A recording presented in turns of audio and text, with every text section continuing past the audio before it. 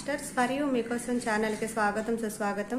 ముందుగా మన జగద్గురువైన బ్రహ్మర్షి పితామహ పత్రిజీ గారికి, మన గురుమాతకి నా ఆత్మ ప్రణామాలు మాస్టర్స్. ఓకే మాస్టర్స్, 4 డేస్ నుంచి మన ఛానల్లోని స్వాధ్యాయం జరుగుతుంది. Day 4 last day masters. ఈరోజు మన ఛానల్కి సీనియర్ బిరుడు మాస్టర్ గారైన స్వాతి మేడం మిర్యాలగూడ నుంచి వచ్చారు. ఈరోజు మేడం చెప్పబోయే టాపిక్ ఆరోగ్యమే స్వీయవరం బుక్. ఈ ఆత్మజ్ఞానం అందించడానికి మేడం గారికి వెల్కమ్ చెప్దాం మాస్టర్స్. నమస్తే మేడం, వెల్కమ్ మేడం. ముందుగా మనందరి గురువైన బ్రహ్మర్షి పితామహ పత్రిజీ దంపతులకు హృదయపూర్వక నమస్కారాలు. అలాగే ప్రతిరోజు ఎంతో అద్భుతమైన ఆత్మజ్ఞానాన్ని బోధిస్తున్న తటవర్తి దంపతులకు హృదయపూర్వక నమస్కారాలు. నాకు ఇంత చక్కని అవకాశం ఇచ్చిన ఫర్ యూ ఛానల్ టీం అందరికి హృదయపూర్వక నమస్కారాలు. నా పేరు శ్వేత మారిమిర్యాలు కూడా.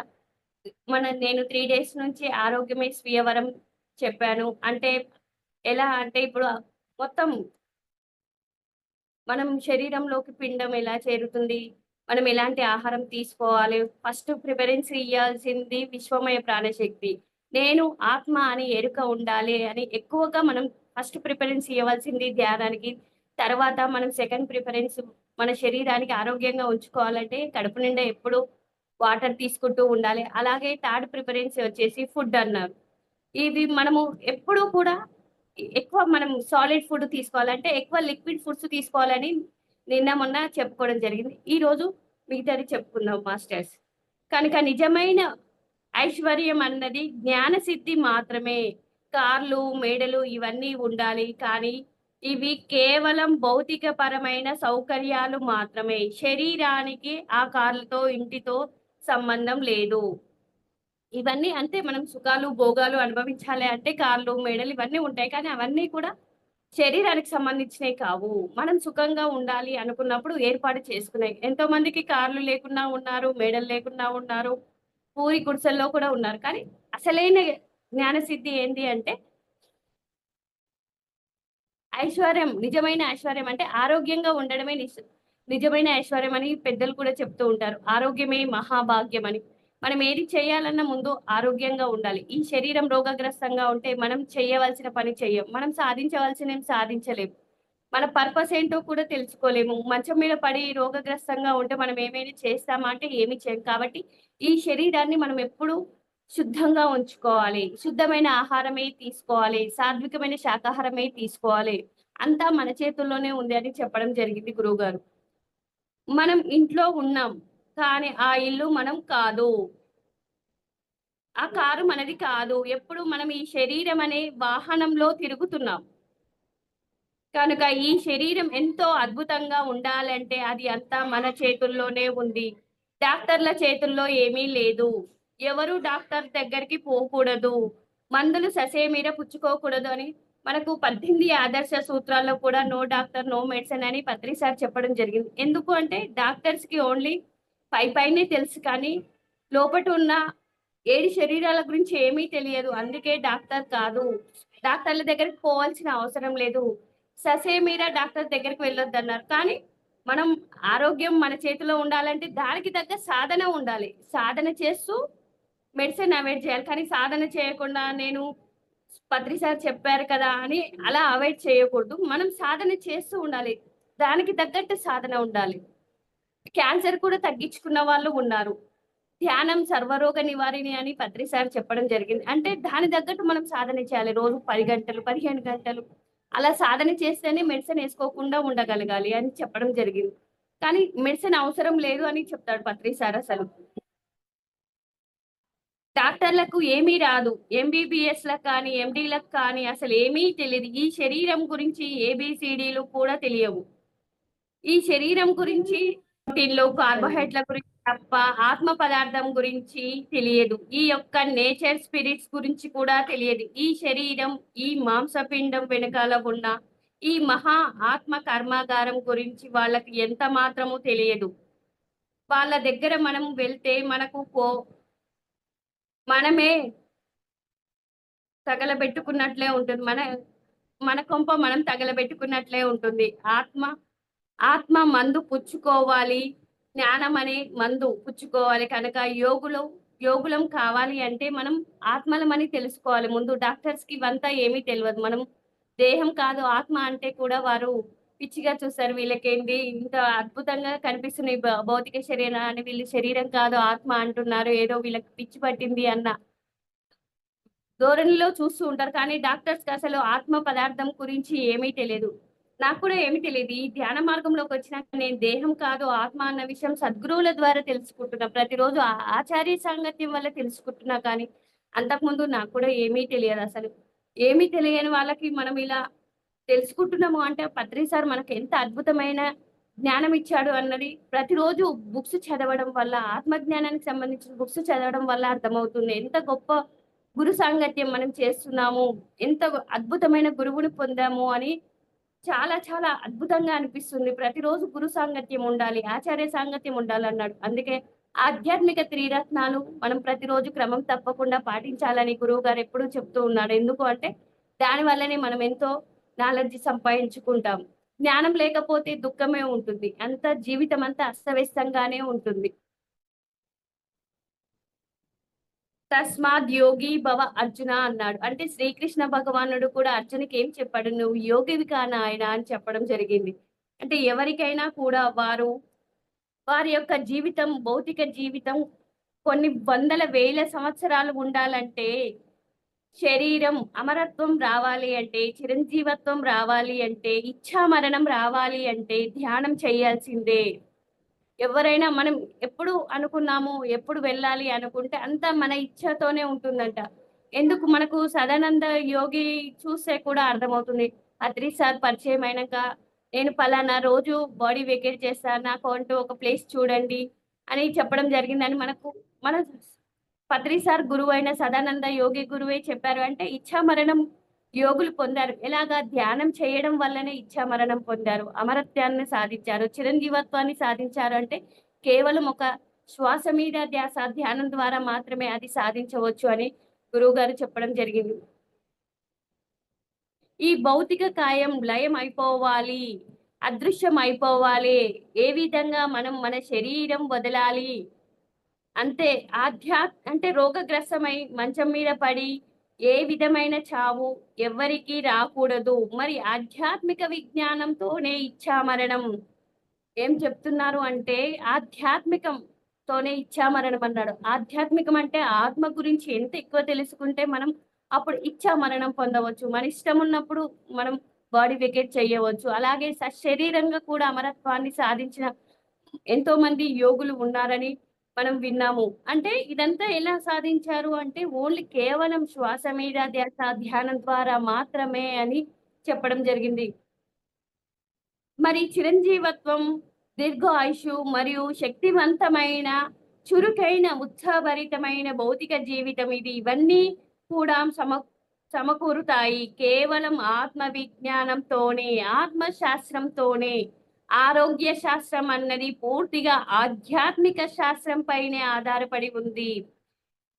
స్పిరిచువల్ సైన్స్ మనలో ఎంతగా ఉంటుందో అంతగా మనలో ఆరోగ్యానికి సంబంధించిన సైన్స్ ఉన్నట్టే లెక్క.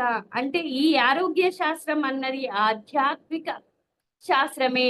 ఎవరి దగ్గర ఆధ్యాత్మిక శాస్త్రం ఉండదో వారి దగ్గర మరి ఆరోగ్య శాస్త్రం ఉండదు. అంటే ఎవరికైతే ఆత్మజ్ఞానం గురించి తెలియదో వారికి ఆరోగ్యం అన్నది ఉండదు అని చెప్పడం జరుగుతున్నారు. అంటే ఆరోగ్య శాస్త్రం ఉండదంటే మనము ఇప్పుడు చాలా మంది నాన్ వెజ్ తినేవాళ్ళు ధ్యానం చేసి మారారు అంటే ఇది ఆరోగ్య శాస్త్రం తెలుసుకొని ఇది మన శరీరానికి ఇది రోగగ్రస్తం అవుతుంది.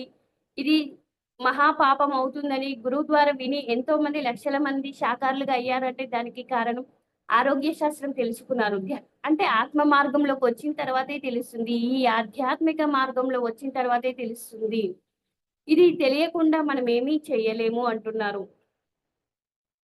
ఆరోగ్య శాస్త్రం ఉండదు అంటున్నారు. అంటే ఆత్మశాస్త్రం మనం ఆత్మ గురించి ఎంత ఎక్కువగా తెలుసుకుంటే అంత ఆరోగ్యంగా ఉంటాము అని చెప్పడం జరిగింది. ఎందుకు సార్ అన్ని విషయాలు చెప్పాడు. మనం ఎలాంటి ఆహారం తీసుకోవాలి, ఎంత తీసుకోవాలి, మితమైన ఆహారం అన్నాడు, సాత్వికమైన శాకాహారం అన్నాడు.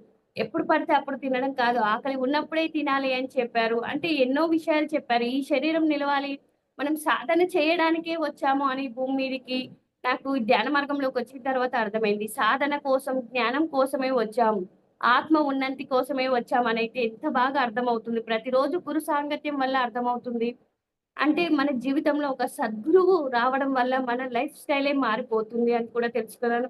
మనకు ఒక సద్గురువు మన జీవితంలో రావాలి అంటే కూడా మనం పరమాత్మ దగ్గర 7 జన్మలు వేచిస్తే కానీ మన జీవితంలో సద్గురువు రారంట. అంటే గురువులు చాలా రకాలు 7 రకాల గురువులున్నారు. ప్రాపంచిక విద్యలు నేర్పేవాళ్ళు, క్షుద్ర పూజలు చేసేవాళ్ళు అలా ఎన్నో రకాల గురువులున్నారు. కానీ ఎవరైతే ఆత్మ గురించి మన ఆత్మ ఉన్నతి గురించి చెబుతారో వాళ్ళే సద్గురువులన్నారు. సత్యం చెప్పే వాళ్ళే సద్గురువులన్నారు. అంటే మనకు గురు సాంగత్యం చాలా చాలా ఇంపార్టెంట్ అని ధ్యాన మార్గంలోకి వచ్చిన తర్వాత అర్థమవుతుంది. ఎందుకు మెహర్ బాబా కూడా ఒక బుక్‌లో రాస్తాడు. మనము నాలుగో భూమిక దాటాలి అంటే ఖచ్చితంగా గురు సాంగత్యం అవసరం అని చెప్పారు. అంటే గురువు మనకు ఎంత ఆవశ్యకత అన్నది చెప్పడం జరిగింది. ఆరోగ్యం ధ్యానంతోనే మొదలవుతుంది.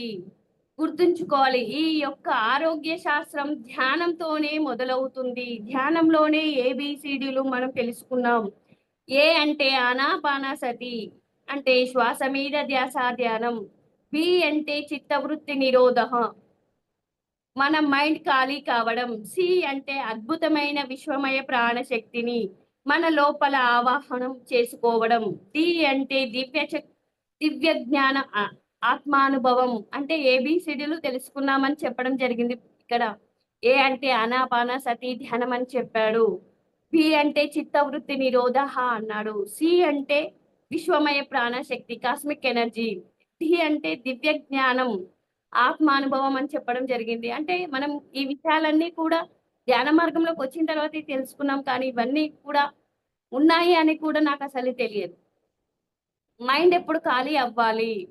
కనుక ఆనాపానసతి ద్వారానే మైండ్ ఖాళీ అయినప్పుడు అపారమైన విశ్వమయ ప్రాణశక్తి వస్తుంది. ఎప్పుడు మనకు ప్రాణశక్తి కావాలన్నా, చిత్తవృత్తి నిరోధ కావాలన్నా చేసుకోవాలి. దానికి మార్గం ఆనాపానసతి ధ్యానం. ఆనా అంటే ఉచ్ఛ్వాస, అపాన అంటే నిశ్వాస, సతి అంటే కూడుకొని ఉండడం. మన శ్వాసతో మనం కూడుకొని ఉండడమే ఆనాపానసతి ధ్యానం. ఇది బుద్ధుడు చేసిన ధ్యానం. ఈ అద్భుతమైన ప్రాణశక్తిని ఎప్పటికప్పుడు మనం తీసుకోగలగాలి. కాస్మిక్ ఎనర్జీ తీసుకోవాలి. నేను ఎంత తక్కువ తీసుకుంటున్నానో, ఎన్ని వేల కిలోమీటర్ల నెల తిరుగుతూ ఉంటాను అని సార్ చెప్పడం జరిగింది. అంటే సారు 30 సంవత్సరాలు అంతకుముందు ఆయన ఎంత ఒక్కరికి ధ్యానం చెప్పడానికైనా 6, 7 గంటలు ప్రయాణం చేసి చెప్పేవాడని విన్నాము.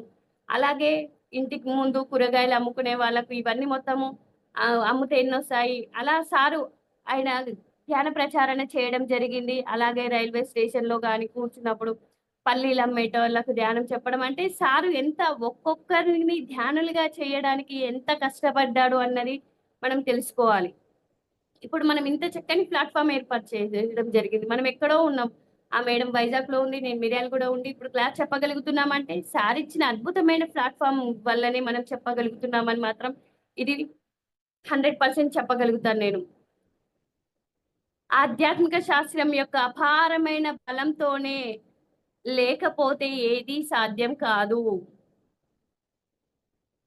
ఎవరికి వారే అనుభవ తీరే అన్నారు. అంటే ఈ విషయాలన్నీ మరి ఎవరికి వారు అనుభవపూర్వకంగా తెలుసుకోవాలి. దయచేసి అందరూ ధ్యానం చేయాలి. డాక్టర్ల దగ్గరికి పోరాదు.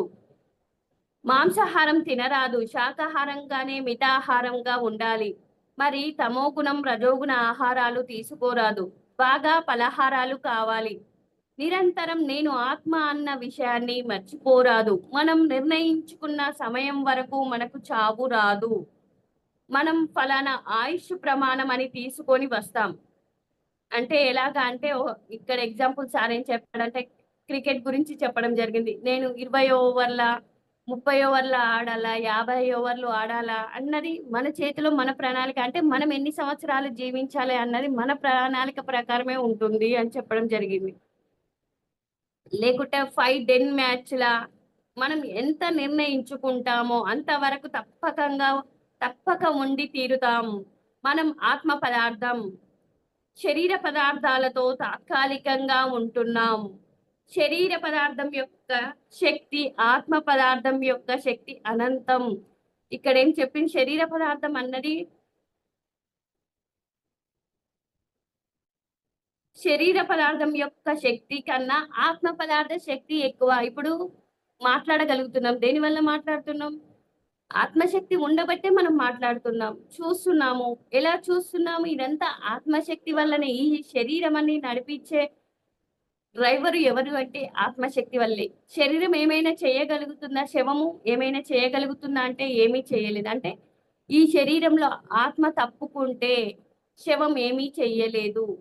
అంటే కనీసం చెయ్యి కూడా కదపలేరు. డాక్టర్ దగ్గరికి తీసుకుపోయినా సరే ఎన్ని డబ్బులు ఇస్తాము అన్నా, చనిపోయిన శవాన్ని బతికించండి, కనీసం చెయ్యైనా కనిపించండి అంటే ఏమంటారు డాక్టర్లు? మా వల్ల కాదు అంటారు. ఇంకా ఎవరైనా స్పెషలిస్ట్ ఉంటే ఇక్కడ కాకుంటే విదేశాలలో అయినా సరే మనం వైద్యం చేయించండి అంటే మా వల్ల కాదనే చెప్తారు. ఎవరు అంటే ఈ శరీరంలో ఆత్మ తప్పుకుంటే ఈ శరీరం నిర్జీవం అయిపోతుంది. ఏమీ చేయలేము. ఇదంతా ఈ శరీరం అనే వాహనాన్ని నడిపిస్తున్నది లోపట ఉన్న ఆత్మశక్తి వల్లనే అని నేను తెలుసుకున్నాను. ఈ శరీరం యొక్క శక్తి అనంతం అన్నారు. ఈ శరీరం యొక్క శక్తి కన్నా ఆత్మశక్తి ఇంకా అనంతం అని చెప్పారు. ఆత్మ సృష్టి అంతా ఆవరించింది అన్నారు. మనకు భగవద్గీతలో కూడా శ్రీకృష్ణ భగవానుడు చెప్పడం జరిగింది. 20వ అధ్యాయంలో 10వ అధ్యాయం 20వ శ్లోకంలో. అంటే మొత్తం సృష్టి అంతా నేనై ఉన్నాను. ఆదిలో ఉన్నాను, సృష్టి నడుస్తున్నప్పుడు ఉన్నాను, అంతం తర్వాత కూడా ఉన్నాను అని చెప్పడం జరిగింది. అంటే ఇదంతా ఎలా 84 లక్షల జీవరాశుల్లో ఆత్మ చైతన్యంగా ఉన్నారు. అంటే ఆత్మ చైతన్యం అంత శక్తివంతమైంది, అనంతమైన శక్తివంతమైంది అని మనం తెలుసుకోవాలి. శరీర పదార్థం యొక్క శక్తి అనంతం. మన శరీరాన్ని కంపు చేసుకోకపోతే ఆ శరీరం సదా వజ్రకాయంగా ఉండి మనకు ఎంతైనా సహకారం చేస్తుంది. ఈరోజు మనం ఈ ఆరోగ్యమే మహాభాగ్యం అన్న యొక్క సబ్జెక్టు తెలుసుకున్నాం. మొట్టమొదట మనం తెలుసుకున్నది ఏమిటి అంటే ఈ పిండం తయారయ్యేటప్పుడు తల్లి గర్భంలో ఉండగా ఎంతమంది ఆత్మదేవతలు మూలంగా, నేచర్ స్పిరిట్స్ మూలంగా, ప్రధాన పురుషుడు మూలకంగానే అంటే ప్రధాన ఆత్మ మూలంగానే మరి అది తయారవుతుంది అని తెలుసుకున్నాము. అంటే నేచర్ స్పిరిట్స్ అంటే ఈ శరీరాన్ని తయారు చేయడానికి ప్రకృతి దేవతలు 11,000 మంది మాస్టర్స్ ఈ శరీరాన్ని తయారు చేశారు అని జరిగింది. ఒక స్త్రీ కణం, ఒక పురుష కణం, అది ఒక ఎగ్గుగా ఫామ్ అయిందని మనం ముందు రోజు తెలుసుకున్నాము. ఎలా ఈ శరీరం గర్భంలో ప్రవేశిస్తుంది అన్నది తెలుసుకున్నాము. అంటే దీనికి అంతటికి కారణం నేచర్ స్పిరిట్ అంటే ప్రకృతి దేవతలు సహకారం వల్లనే ఇది జరుగుతుంది అని తెలుసుకున్నాము. డాక్టర్లు ఏమంటారు? కణాలు మాత్రమే అంటారు. కానీ ఒక యోగీశ్వరుడు మాత్రమే ఆత్మ గురించి, ఆత్మతత్వం గురించి, శరీరం ఎలా గర్భంలో కణ విభజన జరుగుతుంది అన్న ఎంత స్పష్టంగా చెప్పారు అంటే అదంతా నేచర్ స్పిరిట్ అంటే ప్రకృతి దేవతల వల్లనే జరుగుతుంది అని చెప్పడం తెలుసుకున్నాం. దానికి ప్రధానంగా ఆత్మే మూలకం అని, ఆత్మ వల్లనే తయారవుతుంది అని కూడా తెలుసుకున్నాం. పూర్వజన్మ కర్మల ఆధారంగా అని చెప్పడం జరిగింది. అంటే పూర్వజన్మ కర్మల ఆధారంగా ఈ జన్మ తయారయ్యింది. అంటే పూర్వజన్మలో కర్మలు మనం పాపాలు చేసి ఉంటే మరి ఈ జన్మలో నాడీ మండలం అంతా కూడా రోగగ్రస్తమై ఉంటుంది. ఎలా ఉంటుందని చెప్పడం అంటే మనం బాగా పాపాలు చేసి ఉంటే ఈ జన్మలో ఈ శరీరము రోగగ్రస్తమై ఉంటుందని చెప్పడం జరిగింది. జన్మకృతం పాపం వ్యాధి రూపే పీడితే అన్నారు. అంటే మనం పూర్వ జన్మలో చేసుకున్న పాపాలే ఈ జన్మలో వచ్చే రోగాలకు మూల కారణం. రోగాలకు మూల కారణం పాపాలే. పాపాలే రోగ రకరకాలుగా తయారవుతాయి. రకరకాల పాపాలు, రకరకాల రోగాలు వస్తాయి. పెద్ద పెద్ద పాపాలే పెద్ద పెద్ద రోగాలు, చిన్న చిన్న పాపాలే చిన్న చిన్న రోగాలు అని మనకు పత్రి సార్ ఎప్పుడు చెప్పడం జరిగింది. అంటే ఇవన్నీ ఎలా వచ్చింది? మనం గత జన్మలో చేసిన పాపం వల్లనే ఇప్పుడు రోగగ్రస్తంగా ఉంటుంది ఈ శరీరము. ఈ శరీరం అన్నది రోగగ్రస్తంగా కావడానికి కారణం మనం ఇప్పుడు అందరూ అనుకుంటారుగా, కొంతమందికి పుట్టినప్పటి నుంచే రోగాలతో పుడుతూ ఉంటారు. ఎందువల్ల అంటే వాళ్ళు గత జన్మలో చేసిన కర్మానుసారం వారి శరీరం ఉంటుంది. చిన్నప్పటి నుంచే కొంతమందికి ఎన్నో రోగాలు, చిన్నప్పుడు పుట్టిన పిల్లల కానించి షుగర్లు ఉండడము, ఇవన్నీ ఎక్కడి నుంచి ఉన్నాయంటే గత జన్మలో చేసిన పాపాలు ఈ జన్మలో రోగాల రూపంలో మనం అనుభవించవలసిందే. అవి మనకు పత్రి సార్ ఎప్పుడు చెప్తాడు. చిన్న చిన్న పాపాలే చిన్న చిన్న రోగాలు. పెద్ద పెద్ద పాపాలే పెద్ద పెద్ద రోగాలు. రకరకాల పాపాలే రకరకాల రోగాలు అంటారు. ఎంతోమంది ఎన్నో రకాల రోగాలతోని అస్తవ్యస్తమైన జీవితాన్ని గడుపుతున్నారు అంటే, వారు చేసుకున్న కర్మానుసారమే ఇప్పుడు ఈ ప్రస్తుత జీవితం ఉంటుంది అన్నది కూడా తెలుసుకున్నాను. జ్ఞానాగ్ని దగ్ధ కర్మాణం అన్నారు. అంటే ఎప్పుడైతే పాపాలే ఉండవో, అక్కడ రోగాలే ఉండవు. కనుక రోగాలు ఉండకుండా ఉండాలి అంటే పాపాలు లేకుండా చేసుకోవాలి. అంతేకాని బ్యాక్టీరియా అని, వైరస్‌లని కాదు. మా మ మన పాప కర్మలే మన రోగ కారణాలు. పూర్వజన్మ కృతం పాపం వ్యాధి రూపే పీడితే. అంటే మనం ప్రథమంగా ఈ సూత్రాన్ని గుర్తుపెట్టుకోవాలి. కర్మ సిద్ధాంతాన్ని తెలుసుకున్నాము. మన చెడు కర్మలే మన వ్యాధులు అని. మనం అనుభవిస్తూ ఉన్న రోగాలకు ప్రక్షాళన మార్గం ఏమిటి? ఉన్న రోగాలు మనం చేసుకున్న పాపాల వల్ల వచ్చాయి. అవి పోవాలంటే అమితంగా ధ్యానం చేయాల్సి వస్తుంది. ధ్యానంలోనే ఆత్మజ్ఞాని పాప కర్మలన్నీ మూలమైన అజ్ఞానం భస్మమైపోతుంది. ధ్యానాగ్ని దగ్ధ కర్మాణం అని అన్నారు కదా! ఉన్నదంతా భగవద్గీతలో మనకు ఒక భగవద్గీత చదివితే చాలు. అందులో సమస్తము వివరించాడు శ్రీకృష్ణ భగవానుడు. అర్జునుడికి బోధించిన బోధ. కానీ ఇది భగవద్గీత అన్నది ధ్యాన మార్గంలో రానప్పుడు నేనెలా తెలుసుకున్నానంటే, అది జస్ట్ శవాల దగ్గర పెడతారు అని మాత్రం తెలుసుకున్నా. కానీ ఎప్పుడైతే ధ్యాన మార్గంలోకొచ్చినాక భగవద్గీత అన్నది కొంచెం కొంచెంగా చదువుతుంటే అర్థమైంది. అది భగవద్గీత అన్నది మన జీవన రేఖ అన్నది కూడా అర్థమైంది. అంటే దాన్ని మనం ఎలా ఆచరిస్తూ ఉంటే ఎంత అద్భుతమైన జీవితం గడపవచ్చు అన్నది భగవద్గీత చదువుతున్నప్పుడు కొంచెం కొంచెంగా చదువుతున్నప్పుడు అర్థమవుతుంది. ధ్యాన మార్గంలోకొచ్చిన తర్వాతే అర్థమైంది. అంతకుముందయితే అది ఏదో చనిపోయినప్పుడే విన్నాము భగవద్గీత గురించి. కానీ ఎంత అద్భుతమైన జీవిత గీత అని తెలుసుకున్నాను ధ్యాన మార్గంలోకి వచ్చిన తర్వాత. మనము కర్మలన్నీ దగ్ధం కావాలి అంటే మనం జ్ఞానం సంపాదించుకోవాలి. ముందు ధ్యానం చేయడం వల్ల ఏమవుతుంది అంటే నాడీ మండలం శుద్ధి జరుగుతుంది. నాడీ మండలం శుద్ధి జరిగిన తర్వాత రాఘవరావు సార్ ఒక మాట ఎప్పుడు ప్రతిసారి చెప్తూ ఉంటాడు. బుద్ధి వికసింప చేసుకోవాలి. బుద్ధి వికసిస్తే మనం చేయవలసిన పని చేస్తాం. చెయ్యకూడని పనులు చెయ్యము. మనం ఏ ఆహారం తీసుకోవాలి, ఏవి తీసుకోకూడదు, ఏవి శాశ్వతమైంది, ఏది అశాశ్వతమైంది తెలుసుకోవాలంటే ముందు బుద్ధి వికసింప చేసుకోవాలి. అనునిత్య సాధన చేయాలి. సాధన మాత్రం ఏ రోజు మరవకూడదు. క్రమం తప్పకుండా సాధన చేయాలి. ఆహార నియమాలు కూడా కఠినంగా పాటించాలి. జ్ఞానం సంపాదించుకోవాలి. ఆత్మ జ్ఞానానికి సంబంధించిన బుక్సే చదవాలి. మనకు పత్రి సార్ కూడా లాక్‌డౌన్ సందేశాలు ఇవ్వడం జరిగింది. మొత్తం ఆత్మ జ్ఞానం గురించే ఈ 80 ఎపిసోడ్‌లు చెప్పడం జరిగిందని సార్ చెప్పడం జరిగింది. 100 ఎపిసోడ్‌లో 80 ఎపిసోడ్‌లు ఆత్మ జ్ఞానం గురించే చెప్పడం జరిగింది. అంటే మనం ఆత్మ గురించి ఎంత ఎక్కువ తెలుసుకుంటే మన శరీరం అంత ఆరోగ్యంగా ఉంటుంది. జ్ఞానాగ్ని దగ్ధ కర్మాణం అన్నాడు. అంటే జ్ఞానం అంటే మనం కంటికి కనిపించని విషయాల గురించి ఎంత ఎక్కువ తెలుసుకుంటామో, లోకాల గురించి ఎంత ఎక్కువ తెలుసుకుంటామో, దానివల్ల మన కర్మ దగ్ధం అవుతుంది అన్నారు. అంటే ఇప్పుడు ఎన్నో విషయాలు తెలుసుకుంటున్న ఈ ధ్యాన మార్గంలో వచ్చిన తర్వాత, అవన్నీ అన్ని కొత్తగా ఉంటాయి. ప్రతిరోజు కొత్త విషయమే అనిపిస్తది. ఇంత అద్భుతమైన జ్ఞానం ఉంది. మహాసముద్రం అంత జ్ఞానం ఉంది అని అర్థమవుతుంది. అదంతా నేర్చుకోవాలంటే భూమి మీదకి రావాల్సిందే అన్నారు. సంపూర్ణ జ్ఞానం పొందితే మనం భూమి మీదకి రావాల్సిన అవసరం లేదు. అదంతా కర్మలు దగ్ధమైపోతాయి. సంచితం ఖాళీ అయితే మనకు రావాల్సిన అవసరమే లేదు కదా అని కూడా తెలుసుకున్నాం. చేసిన పాపాలకు పరిహారం చేసుకుందాం కనుక సర్వతా పాప పరిహారం ధ్యానంలోనే జరుగుతుంది. మరియు సుదూర పాప పరిహారం మనకి మంచి కర్మలు చేయడంలో జరుగుతుంది. ఇదే పాప ప్రకరణ, రోగ ప్రకరణ. పాపాలన్నీ రోగాలుగా తయారవుతాయి. మరి రకరకాల పాపాలు రకరకాల రోగాలుగా తయారవుతూ ఉంటాయి. కనుక సరికొత్త పాపాలు చెయ్యకుండా చేసి ఉన్న పాపాలకు ధ్యానం ద్వారా పరిహారం చేసుకుందాం. ఈ జన్మని ఆఖరి జన్మ చేసుకుందాం. ఈ ఆఖరి జన్మలో అద్భుతమైన ఆరోగ్యాన్ని అనుభవిద్దాం. ఈ భూలోకం ఒక దేవుడుగా మనం జీవిద్దాం. మరి నడయాడే మాధవుడిగా మనం జీవిద్దాం. మరి దుఃఖితులై మానవుడిగా జీవించవద్దు అంటే దుఃఖం లేకుండా జీవించవద్దు అని చెప్పారు. దుఃఖం ఉండకుండా ఉండాలి. అంటే ఇది ఎప్పుడు ధ్యానం చేస్తున్నప్పుడే దుఃఖం ఉండదు. చూడండి మనం ప్రాపంచికంగా ఉన్నంత సేపు ఏ విషయాలు విన్నా, ఏం చేసినా, కష్టాలొచ్చినా, బాధలొచ్చినా, సమస్యలొచ్చినా దుఃఖం వస్తుంది.